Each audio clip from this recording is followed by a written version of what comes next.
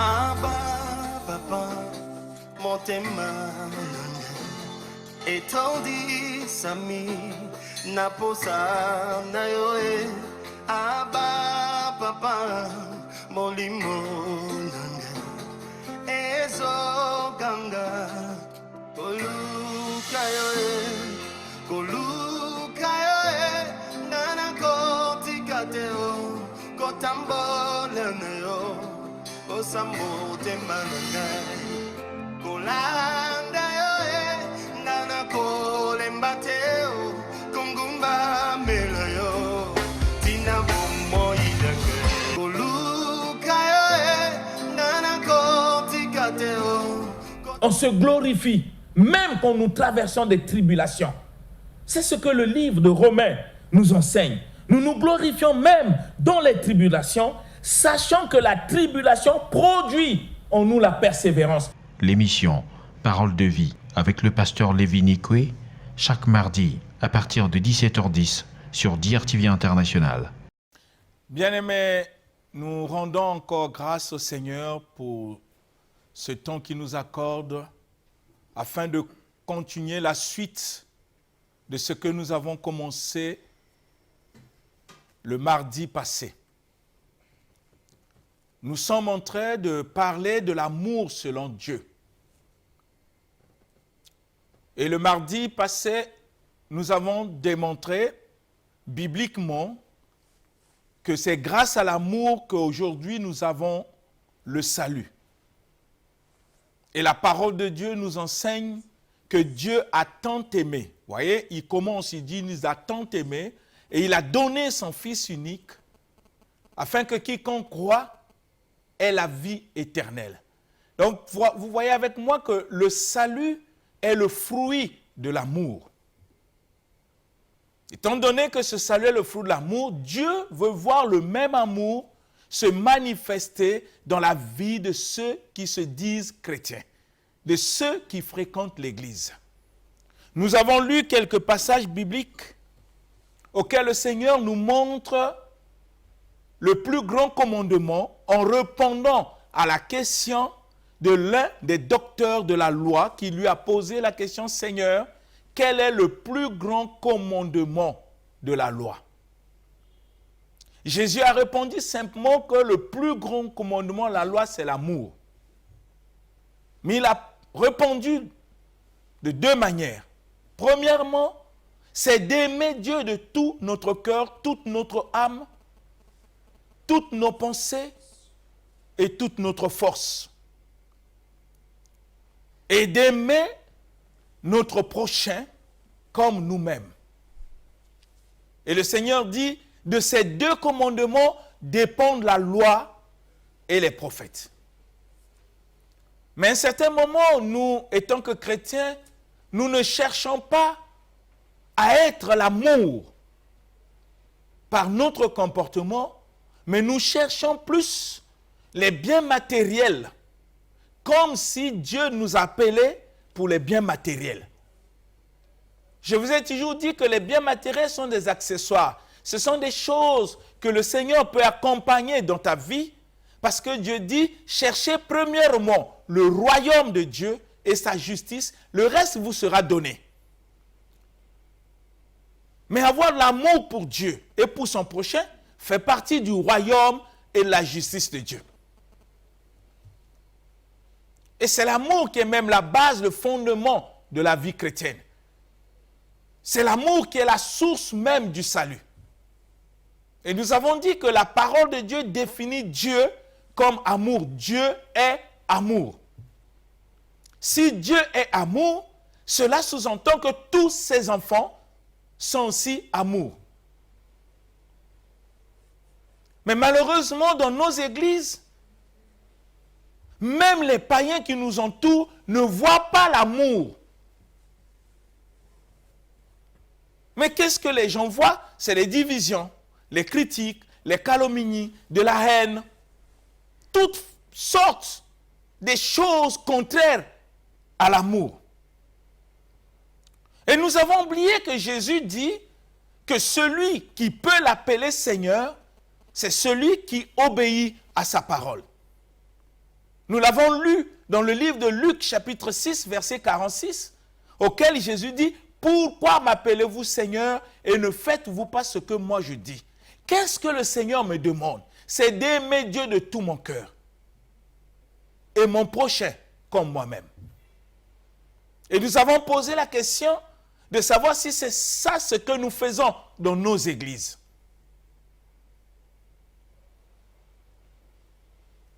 Et le Seigneur nous demande aussi, nous avons lu aussi le livre de Jean 15, où le Seigneur nous demande de nous aimer les uns les autres. Nous allons le lire pour que vous puissiez comprendre la pensée de Jésus, ce que le Seigneur Jésus attend à ses enfants que nous sommes. Jean chapitre 15, nous lisons le verset 12 à 14. Jean chapitre 15, du verset 12 au verset 14, dans la version Louis II, lisons au nom du Seigneur. Amen. C'est ici mon commandement. Aimez-vous les uns les autres, comme je vous ai aimé. Il n'y a pas de plus grand amour que de donner sa vie pour ses amis. Vous êtes mes amis, si vous faites ce que je vous commande. Amen. Amen. La parole nous dit,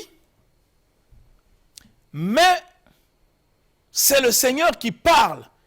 Il dit, voici mon commandement, que vous devez vous aimer les uns les autres, comme moi je vous ai aimé. Et le Seigneur va dire, personne n'a de plus grand amour que de donner sa vie pour son prochain. Et Dieu définit comment nous devons aimer les frères, les sœurs, les membres de nos familles, les amis. Nous devons les aimer tels que Jésus nous a aimés. Donc il faut comprendre l'amour de Jésus pour ta vie. Et c'est le même amour que Jésus veut que tu puisses donner pour ton frère, ta sœur, les membres de ta famille, tes amis, tes camarades, les collègues du boulot. C'est cette vie-là qui doit être manifeste en toi pour que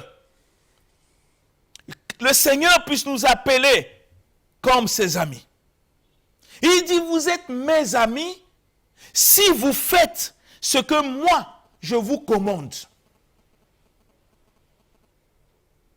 Il devient ton ami, non parce que tu le confesses qu'il est ton ami, mais c'est quand tu fais ce qu'il te commande. Qu'est-ce que Dieu nous commande?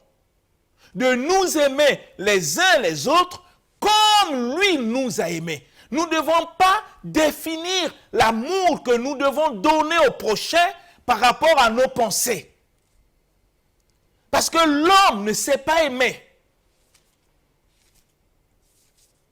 Mais nous devons aimer tel que le Seigneur nous a aimés. Si tu sais comment Jésus t'a aimé, essaie de réfléchir sur ça. Comment Jésus t'a aimé? Et si tu comprends son amour pour toi, c'est le même amour que Dieu veut que tu puisses donner aux autres. Si nous n'arrivons pas, bien-aimés, à nous aimer les uns les autres, si nous n'arrivons pas à mettre en pratique ce que le Seigneur nous commande, posons-nous la question, bien-aimés, il est notre Seigneur en quoi? Il est notre Dieu en quoi? Qu'est-ce qui fait qu'il soit notre Seigneur? Qu'est-ce qui fait qu'il soit notre Dieu? Si nous n'arrivons pas dans notre vie à mettre en pratique ce qu'il nous commande. Jésus dit, si vous mettez en pratique ce que je vous commande, vous êtes mes amis. Cela sous-entend, si nous n'arrivons pas à mettre en pratique ce qu'il nous commande, nous ne sommes pas ses amis. Réfléchissons, bien-aimés. C'est un problème individuel, mon frère, ma sœur, toi qui m'écoutes. Tu sais les raisons qui t'amènent à l'église. Tu sais les raisons qui te poussent à suivre le Seigneur. Si ce sont des raisons matérielles, tu tapes à côté. Tu n'es pas l'Église. Tu n'es pas chrétien.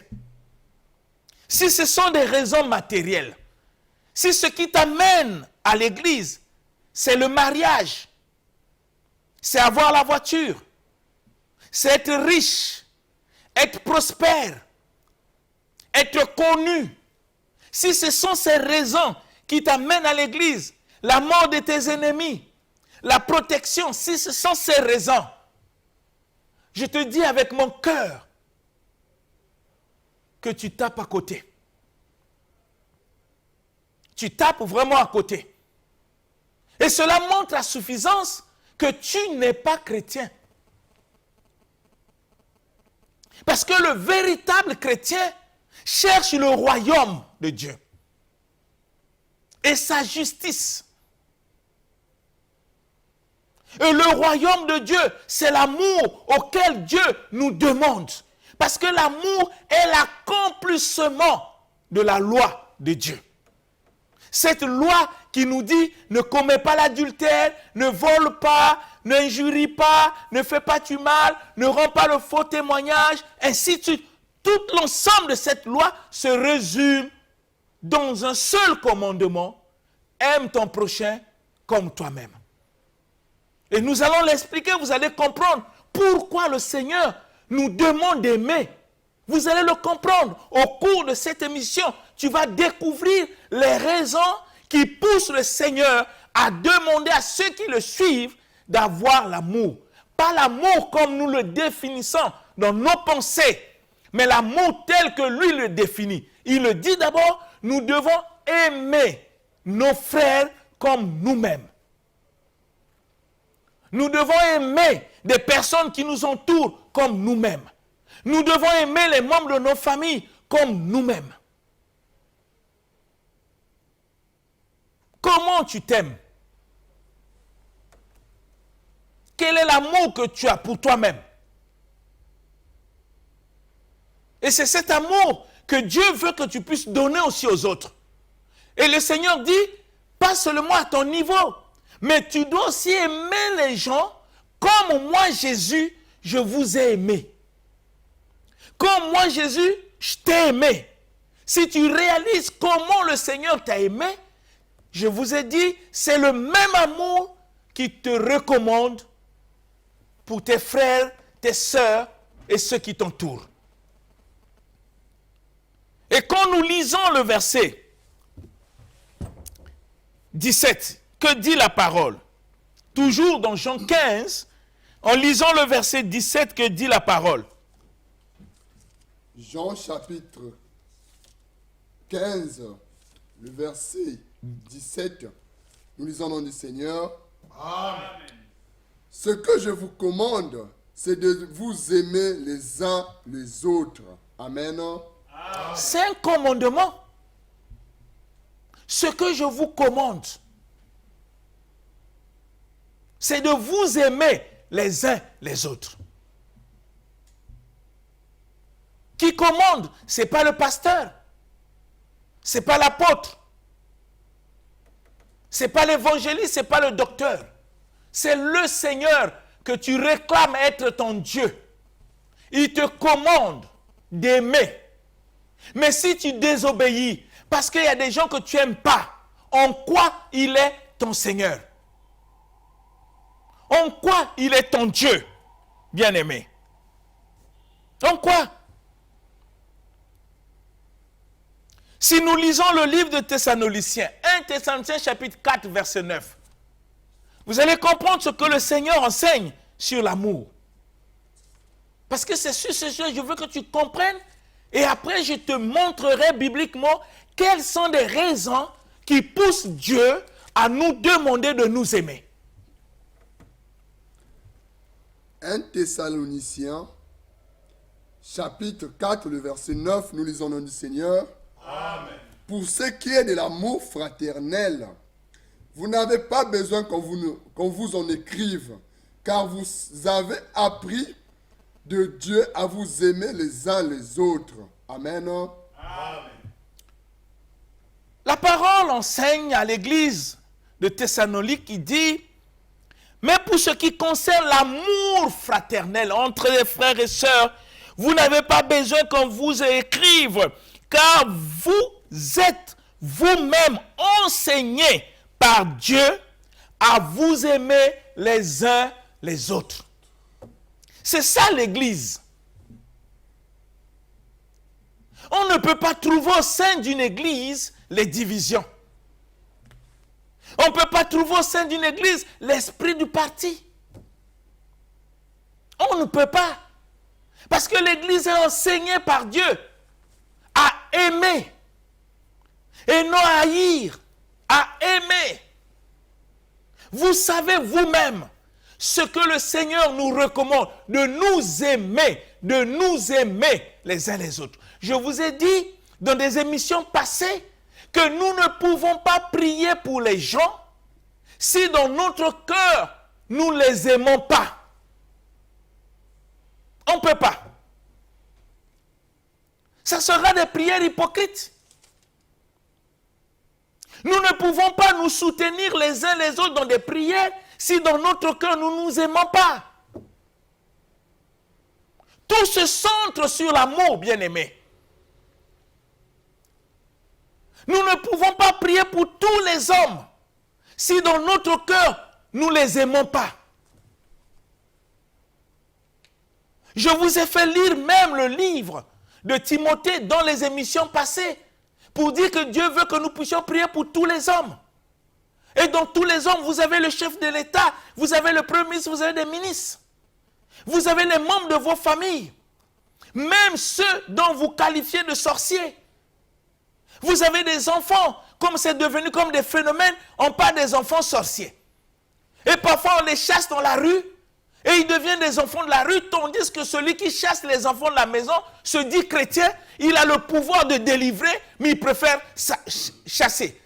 Mais c'est le manque d'amour. Comment vous ne pouvez pas délivrer le sorcier? Nous ne pouvons pas prier si dans notre cœur nous n'avons pas l'amour. Ça sera quel genre de prière? Je vous l'ai dit dans les émissions passées. Mais ici, Dieu confirme. Il dit c'est un commandement. Vous devez vous aimer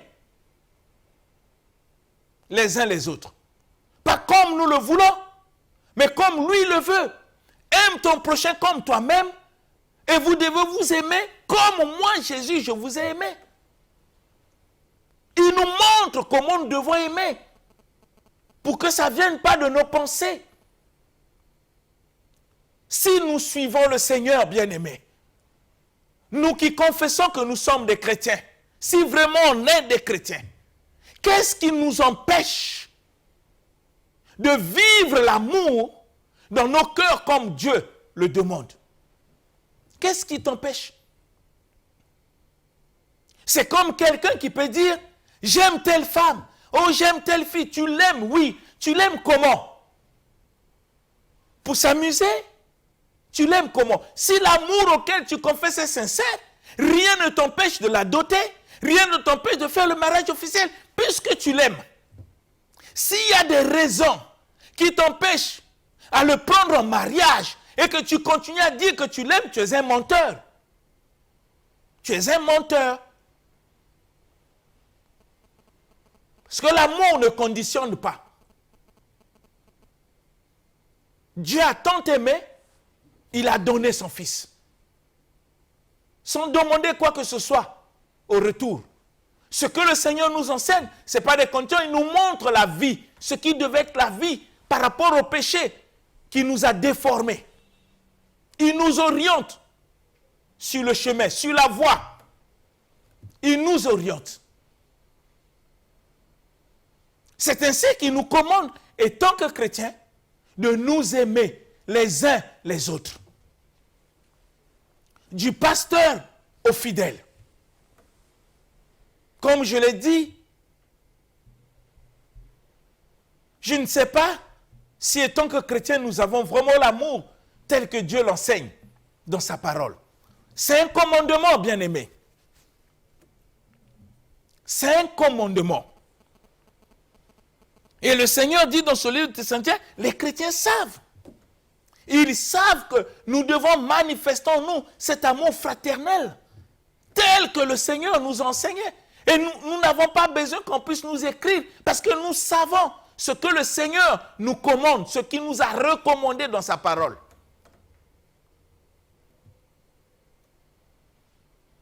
Bien-aimés, ne bâtissons pas notre vie chrétienne au brouillon. Quand tu n'es pas prêt à obéir au Seigneur, quand tu n'es pas prêt à faire ce que le Seigneur te demande, il faut te poser la question, pourquoi tu vas à l'église? Tu vas chercher quoi? Si tu n'es pas prêt à obéir. Jésus lui-même l'a dit, je vous l'ai dit ici, ne vous bornez pas à écouter, mettez en pratique. Ce n'est pas le fait que tu écoutes la parole que tu deviens chrétien, non. C'est en mettant en pratique cette parole, faire de cette parole ta vie qui fera de toi enfant de Dieu. Je vous l'ai dit ici aussi, on ne devient pas enfant de Dieu par des confessions. Parce qu'on a pris l'habitude, quand le pasteur termine de prêcher, il dit lesquels qui veulent recevoir le Seigneur, les gens se mettent debout et le pasteur commence à faire des récitations de prière. Jésus rentre dans ma vie, Jésus fait ceci, je viens ici, Satan sort, tout ça. Après on dit tu es chrétien. Qui t'a appris que c'est comme ça? Qui? Être chrétien, c'est une décision. Une décision qui vient de ton cœur. Une décision de changer, c'est-à-dire de se repentir et de devenir ce que Dieu veut. Ce n'est pas par la confession que tu deviendras ce que Dieu veut. C'est une décision. Si tu es voleur, quand tu décides pas à voler, même si on te confesse, je laisse le vol, si dans ton cœur il n'y a pas une décision, tu continueras à voler. Donc vous comprenez que la vie chrétienne, c'est un problème de conscience de l'individu. Tu dois connaître qui tu es. Est-ce que l'amour de Dieu est dans ton cœur tel que le Seigneur nous a recommandé dans sa parole? Dans les émissions passées, Dieu a démontré que nous devons aimer même nos ennemis. Et j'ai posé la question, est-ce que c'est ça ce que nous faisons dans nos églises? Où nous jetons les fleurs à nos ennemis, on leur souhaite la mort même, qu'ils disparaissent. Mais est-ce que c'est ça ce que Dieu nous enseigne? Et on se dit chrétien. Notre chrétienté est basée sur quoi? Si nous n'arrivons même pas à obéir ce que Jésus dit, notre chrétienté est basée sur quoi?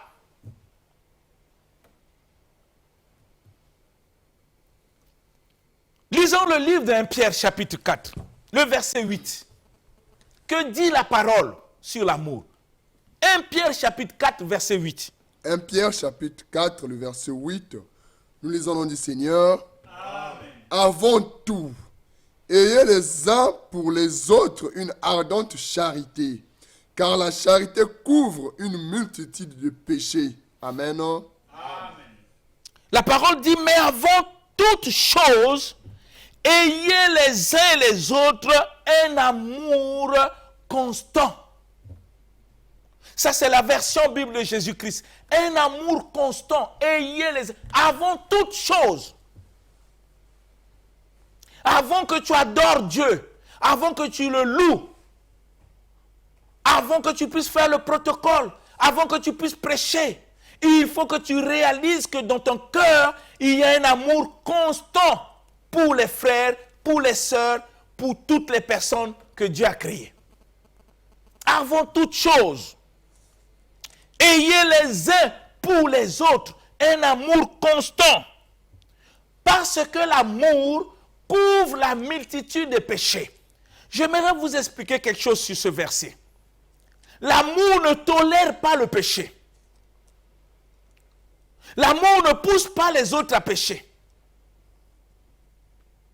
Mais l'amour, quand on dit que l'amour couvre les péchés, ça veut dire que l'amour peut aider le pécheur à changer. C'est ça ce que ça veut dire.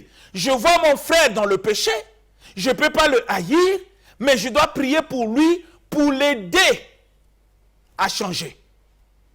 Couvrir veut dire, je ne dois pas le critiquer, je ne dois pas l'exposer parce qu'il a péché. Exposer un pécheur, critiquer un pécheur, parler mal d'un pécheur, c'est un manque d'amour. C'est ainsi que la Bible dit l'amour couvre. C'est-à-dire l'amour ne tolère pas le péché. Couvrir veut dire de ne pas critiquer, de ne pas faire des propagandes du péché de l'autre pour le tuer encore davantage, tandis qu'il est déjà mort dans la vie du péché qu'il mène. Ce que je dois faire par amour, c'est de l'aider. Comment je dois faire pour aider mon frère, pour aider ma soeur à ne plus pécher? Je dois le faire avec mon cœur, parce que j'ai l'amour pour eux, j'ai compassion pour eux. Je ne parlerai pas mal d'eux. Je ne les critiquerai pas. Je ne raconterai pas leurs péchés. Au premier venant, non, je ne ferai pas cela. Parce que faire cela, c'est le manque d'amour. C'est ainsi que le Seigneur nous a recommandé dans sa parole pour dire, quand tu vois ton frère dans le péché, prie pour lui et Dieu lui redonnera la vie. Mais pour le faire, il faut que j'ai l'amour. Parce que si je n'ai pas l'amour pour mes frères et sœurs, j'attends qu'ils pêchent. Dès qu'ils pêchent, je dis, il est tombé. Et ça devient pour moi une fierté. Comment je peux me jouir des faiblesses des autres? Comment je peux me jouir des péchés des autres quand je les vois tomber et je suis content? C'est la preuve qu'en moi-même, il n'y a pas l'amour. C'est ainsi que Dieu dit, l'amour couvre, l'amour ne tolère pas le péché. Mais l'amour couvre, ça veut dire que l'amour ne critique pas un pécheur. L'amour ne rapporte pas les péchés d'autrui. C'est ça, couvrir. Mais l'amour cherche à aider l'autre qui est dans des faiblesses à se relever. C'est ce que le Seigneur a fait pour nous, bien-aimés. C'est ce que Dieu a fait. Adam a péché dans le jardin d'Éden. Adam a désobéi à Dieu. Dieu l'a chassé. Mais l'amour de Dieu a cherché l'homme. Il a réconcilié l'homme avec lui-même par la mort de Jésus sur la croix. En le faisant, il ne tolère pas le péché. Il continue à nous enseigner de ne pas pécher. Mais tout en nous orientant, il continue à nous aimer. Vous comprenez? C'est ça ce que veut dire ce passage. Quand on dit couvrir, il ne faut pas l'interpréter comme tolérer. Non. L'amour ne prend pas plaisir au péché. Mais l'amour ne rapporte pas les péchés des autres. L'amour ne critique pas les autres. Mais l'amour aide les autres à changer. L'amour ne fuit pas les pécheurs. L'amour fuit le péché.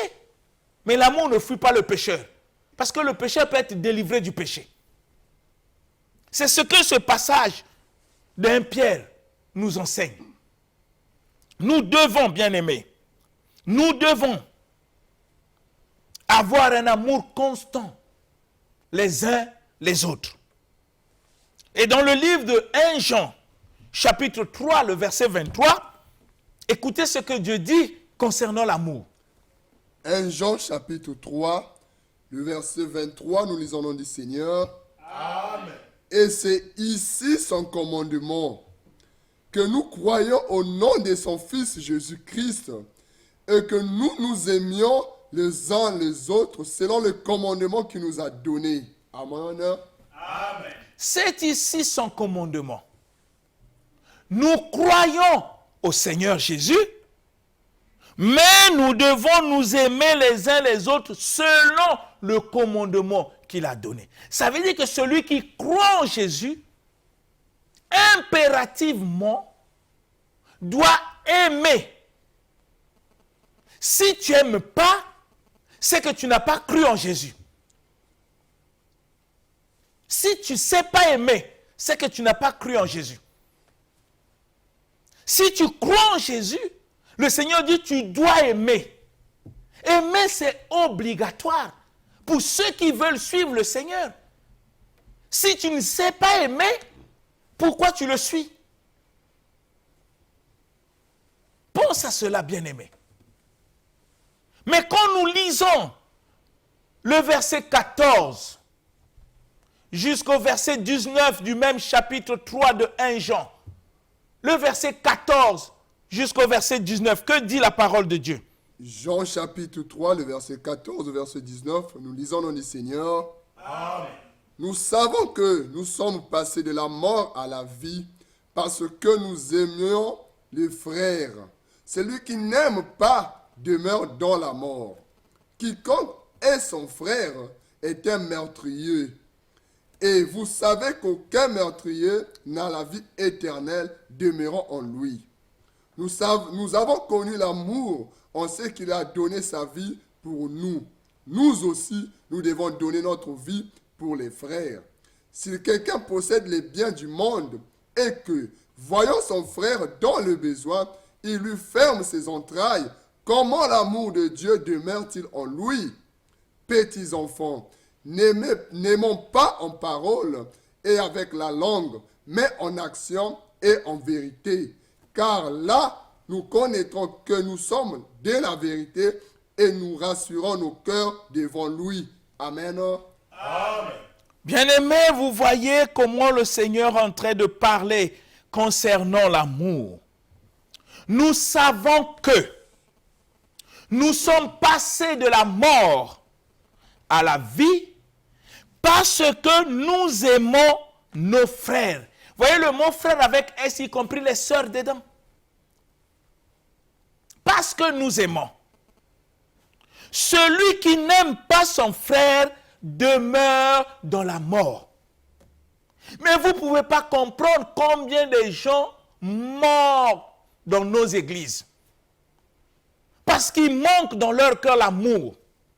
Dont le cœur est plein de haine. Le Seigneur dit, quand tu ne sais pas aimer, tu demeures dans la mort. La mort spirituelle. Mais savoir que tu es passé de la mort à la vie, c'est quand tu sais aimer les frères. C'est aussi simple à comprendre. Tu ne peux pas t'inventer pour dire je suis chrétien, moi je suis la vie éternelle, mais comment tu peux avoir la vie éternelle, toi qui ne sais pas aimer? Regardez la suite de ce que Dieu dit. Dieu dit, quiconque est son frère, c'est un meurtrier. On n'est pas meurtrier parce qu'on a pris une arme, qu'on a tué, ou on est sorcier, on a tué. Non, pour Dieu, être meurtrier, c'est manquer de l'amour pour son prochain et en ayant dans son cœur la haine. Quand tu as la haine contre les gens, ne dis pas aux gens que tu es chrétien, tu es un meurtrier. Ce n'est pas un pasteur qui le dit, c'est Dieu qui le dit dans sa parole. Il nous dit cela dans sa parole. Et la parole dit que nous savons qu'aucun meurtrier ne possède en lui la vie éternelle. Tu ne peux pas dire que tu as la vie éternelle quand ton cœur ne sait pas aimer, mon frère, ma soeur. De quelle vie éternelle tu parles? L'auteur de cette vie éternelle qui est Jésus te dit que quand tu hais les gens, même si tu vas à l'église de lundi à lundi, tu es un meurtrier. Et qu'aucun meurtrier n'a la vie éternelle en lui. De quelle vie éternelle tu parles quand ton cœur ne sait pas aimer?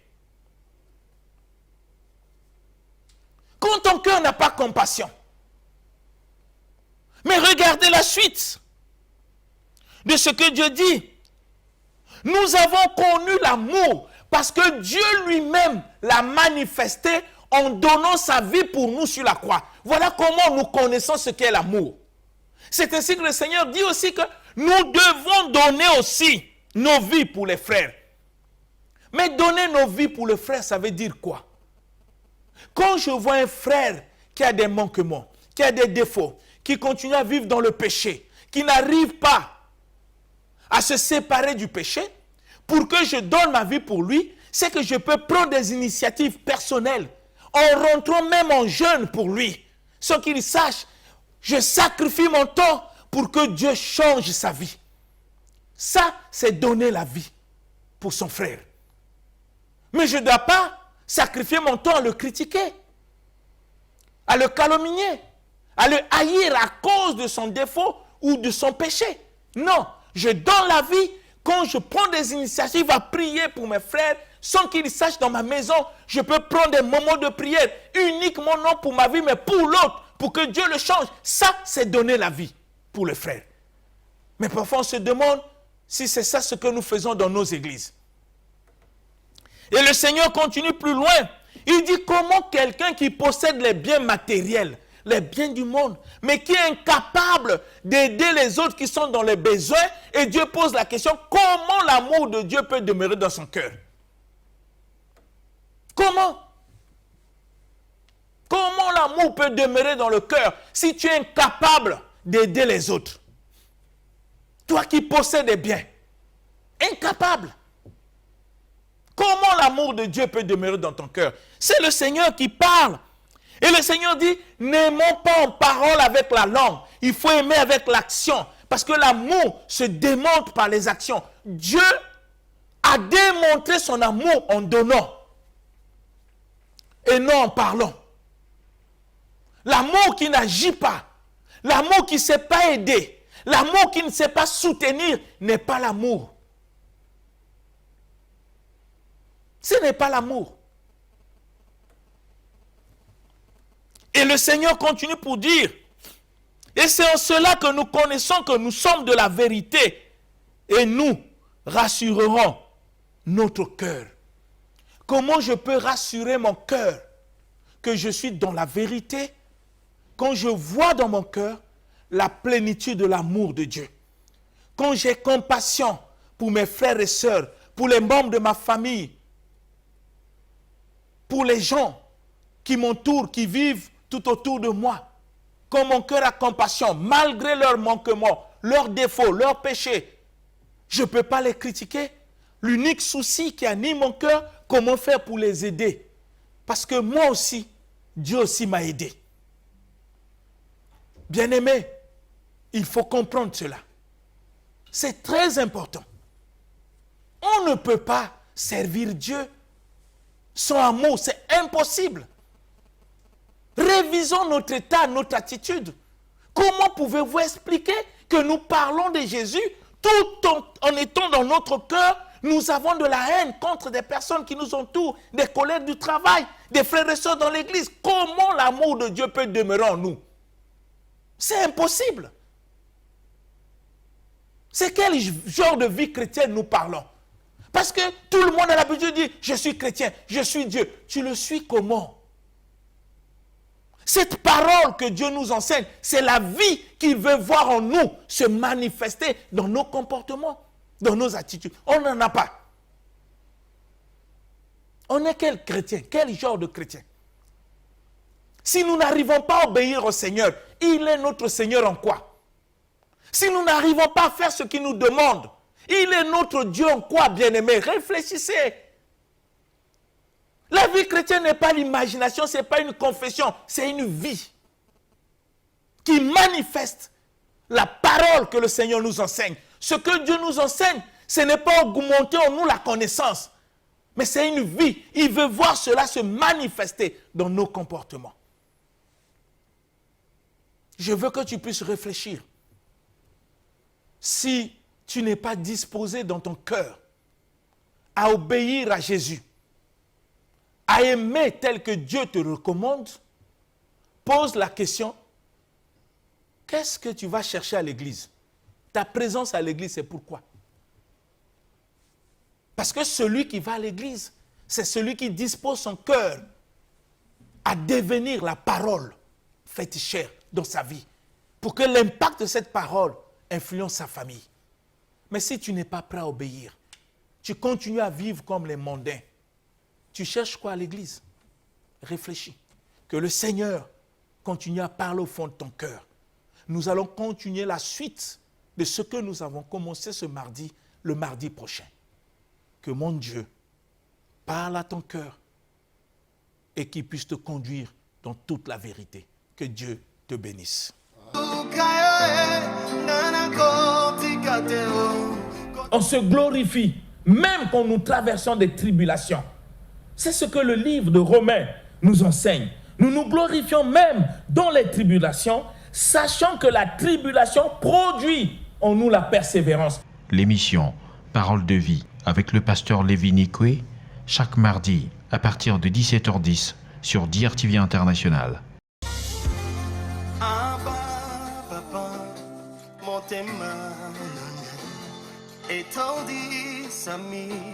Naposa na yoe aba papa molimo nanga ezoganga oluka yo